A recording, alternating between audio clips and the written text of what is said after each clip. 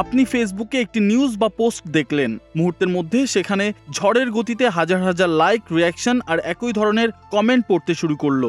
আপনি ভাবলেন দেশের মানুষ বোধহয় এই বিষয়ে পক্ষে বা বিপক্ষে ক্ষেপে উঠেছে। কিন্তু আপনি কি জানেন, আপনার দেখা সেই হাজার হাজার প্রোফাইলের বেশিরভাগই আসলে কোনো রক্ত মাংসের মানুষ নয়। এরা হলো ফেসবুকের বট বাহিনী বা সাইবার জগতের অদৃশ্য সেনা। একটিমাত্র ক্লিকের মাধ্যমে এরা বদলে দিতে পারে দেশের জনমত, রাতারাতি ধ্বংস করে দিতে পারে কোনো ব্যক্তি বা প্রতিষ্ঠানের সুনাম, কিংবা ছড়িয়ে দিতে পারে ভয়ঙ্কর কোনো গুজব। কিন্তু কারা এই বট বাহিনী, আর পর্দার আড়াল থেকে কারা নিয়ন্ত্রণ করছে এই ডিজিটাল মাফিয়াদের? সহজ ভাষায়, বট হলো এক ধরনের স্বয়ংক্রিয় সফটওয়্যার বা কম্পিউটার প্রোগ্রাম। কৃত্রিম বুদ্ধিমত্তা এবং বিশেষ স্ক্রিপ্টের সাহায্যে হাজার হাজার ভুয়া ফেসবুক প্রোফাইল তৈরি করে সেগুলোকে একসাথে যুক্ত করা হয়। একেই বলা হয় বট নেটওয়ার্ক বা বট আর্মি।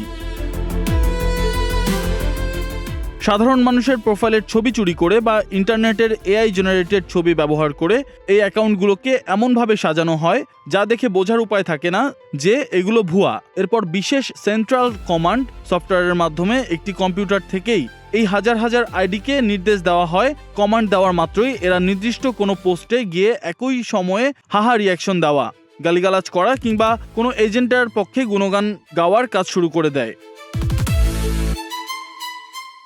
এবার আসা যাক সবচেয়ে বড় প্রশ্নে, এই অদৃশ্য বাহিনীকে আসলে নিয়ন্ত্রণ করে কারা? অনুসন্ধানে দেখা যায় এদের নিয়ন্ত্রকদের মূলত তিনটি বড় গ্রুপে ভাগ করা যায়। প্রথমত, বিভিন্ন রাজনৈতিক দল বা গোষ্ঠী প্রতিপক্ষকে ঘায়েল করতে কিংবা নিজেদের এজেন্ডা বাস্তবায়ন করতে বিশাল অর্থ খরচ করে এই বট নেটওয়ার্ক গড়ে তোলে। দ্বিতীয়ত, এটি একটি লাভজনক ব্যবসা। আন্ডারগ্রাউন্ডের কিছু এজেন্সির টাকার বিনিময়ে বট বাহিনীর সার্ভিস বিক্রি করে। কর্পোরেট যুদ্ধ, সেলিব্রিটিদের ইমেজ সংকটে কিংবা ব্র্যান্ডের প্রচারণায় এদের ভাড়া করা হয়। তৃতীয়ত, ভূ রাজনৈতিক সুবিধা নিতে বা কোনো দেশের ভেতরে বিশৃঙ্খলা সৃষ্টি করতে শক্তিশালী রাষ্ট্রগুলো অন্য দেশের সোশ্যাল মিডিয়া স্পেসে এই বট বাহিনীদের লেলিয়ে দেয়। এই বট বাহিনীর মূল লক্ষ্য আপনার এবং আমার মনস্তত্ত্ব নিয়ন্ত্রণ করা। কোনো একটা মিথ্যা বিষয়কে বারবার লাইক কমেন্ট দিয়ে ট্রেন্ডিং বানিয়ে এরা আমাদের মগজ ধোলাই করার চেষ্টা করে।